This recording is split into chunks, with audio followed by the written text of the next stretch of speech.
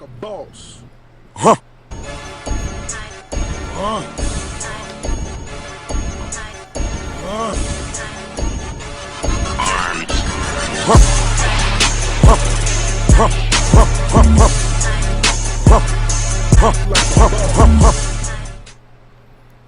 Live from the USA, helping you get paid every day. This is the boss of Bitcoin, the Cristo of crypto.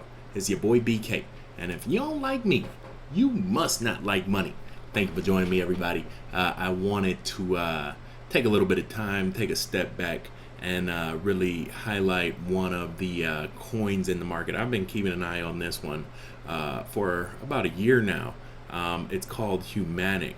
I think it has a very, very, very promising business model, and I believe the intention is there to do a lot of good. I think one of the things, all too often we get lost in the numbers and the data and how much money are we making today, if we trade Bitcoin for dollars, when I speak about this a lot. One of the biggest opportunities in this whole crypto space is the accessibility to capital. There are still people living today that don't have electricity, that don't have a bank account, that don't have a sense of security or well-being, and this is an option that is specializing in facilitating their accommodations. It's called Humaniq, and again, it's been out for a while now. This is not an ICO. They've already had their ICO, and they've successfully launched, and currently on the market they are about a $20 million coin. You can see that it's been a turbulent ride to get there. They were as high as, I believe, almost $100 million when Bitcoin had its little run back in December, and since then they've kind of bottomed out here right around 13 cents per coin. Humaniq, HMQ, is their ticker symbol. One of the things I was enlightened to is that they're actually releasing a documentary. After going on their website, I could see that they do a lot. They speak a lot to bringing financial accessibility to all parts of the world, not just those with a huge traditional banking system, right? And one of the things that they have going on right now is a documentary, and they actually sent me a video that I can show you guys real quick, and then we'll speak a little bit more to their website and some of the industry insights that I was able to retain on this crypto. So check it out. 687 BC, first coins are minted. People have made money easy to use.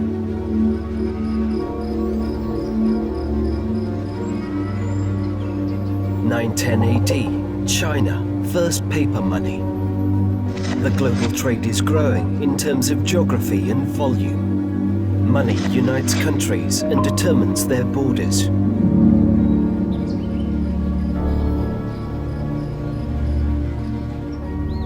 1940s USA. Bank transfers start a new financial revolution. Money begins to cross borders and time zones instantly.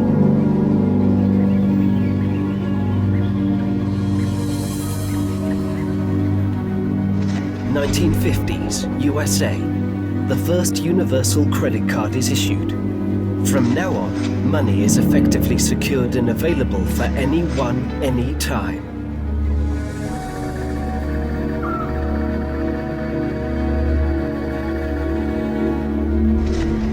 2009. Bitcoin, the world's first cryptocurrency, appears.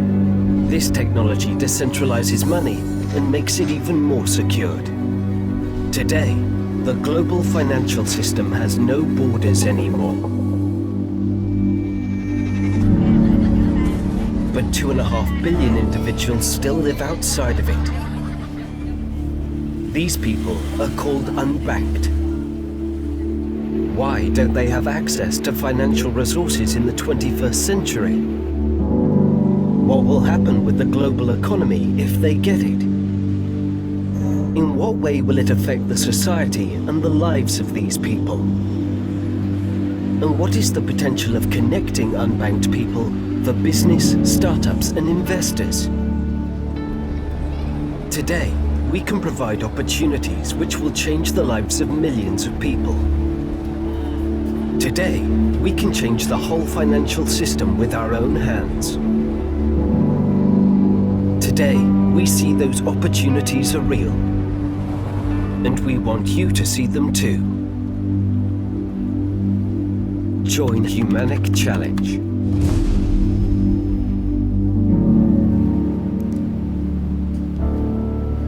And so, looking back at their website, you can kind of see that they are specializing in providing accessibility to capital to emerging countries.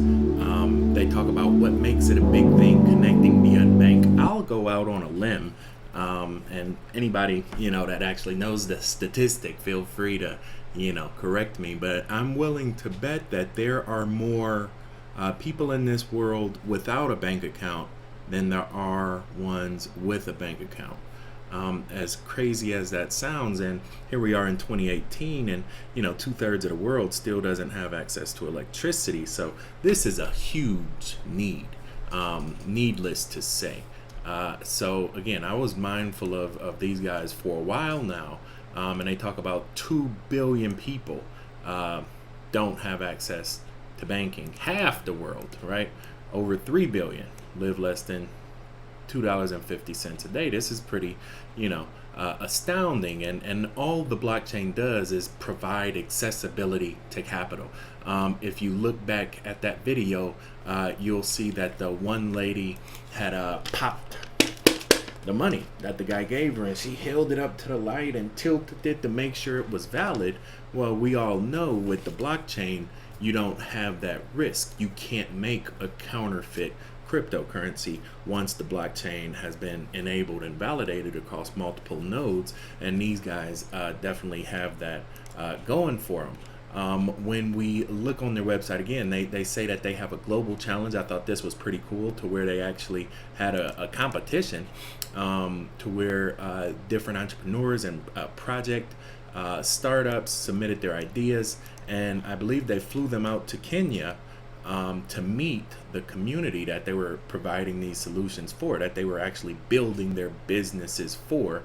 And this is, I believe, what the documentary will be highlighting. Again, that's very cool. That's the first time I've heard of a major cryptocurrency doing something like that, and getting on the ground floor and kind of doing this grassroots marketing initiative to really empower the people from the ground up. This was a quick article on Medium that was posted, and this was from Alex Fork, CEO of Humaniq, listed on Hacker Noon. And again, it's really just emphasizing the obstacles of the unbanked and how they're providing new options on the blockchain, right? And then they talk about the industry in itself. They said some African countries are seeing 4 to 6% GDP. Well, what does that mean? One of the things I try to do, you guys, is not just educate you on the technical, analysis part of it, but also, a little bit of macro and microeconomics whenever we get the opportunity. And so we talk about emerging markets. We talk about GDP. What does GDP mean? GDP is gross domestic product. Essentially, if you lined all of the world up, top to bottom, and measured them dollar for dollar, how much output they put out versus how much input they bring in, the GDP is basically that net result. Ideally, it's positive. And for the world, it has to be positive. And if we're going to keep moving in this direction, once it goes negative, that means people are, the country itself is not producing any output or value for the world. That's not a good situation. The higher the number, ideally, the better.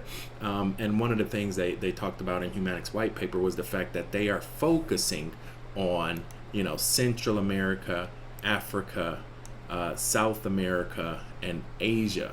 And so when we click back over, we see that these are actually the economies that will benefit the most from the intrinsic growth of their own GDP. It says emerging markets in 2018.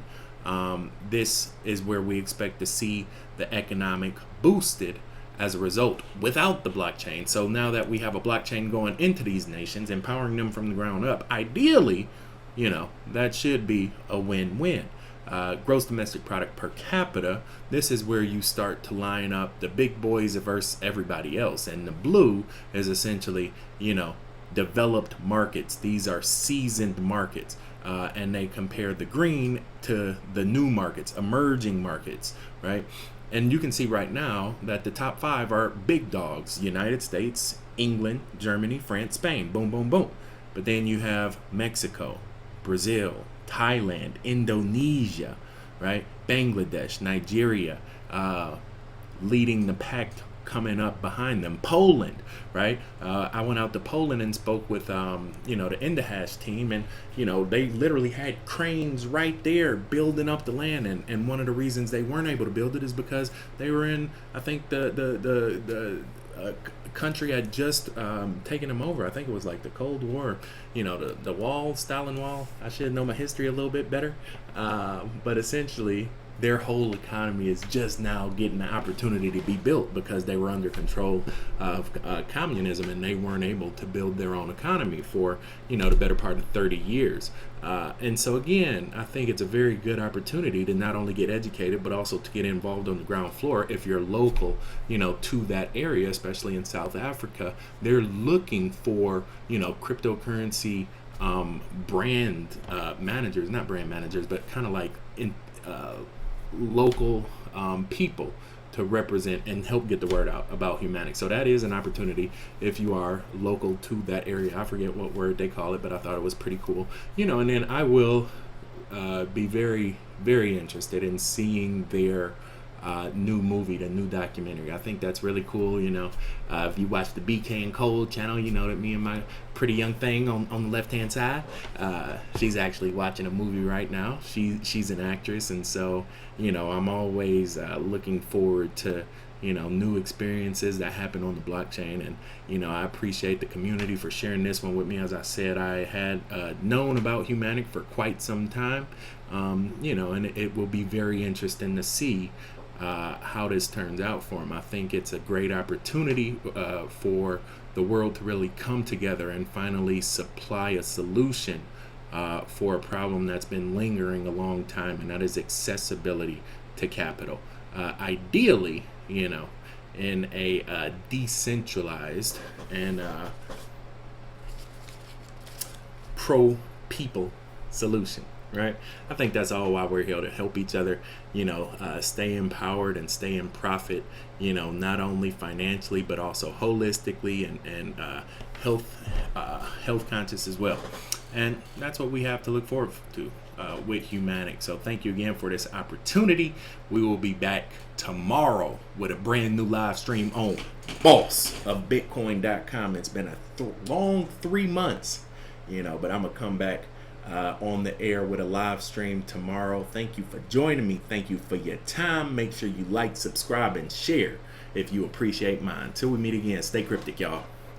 Peace. Like a boss. Huh.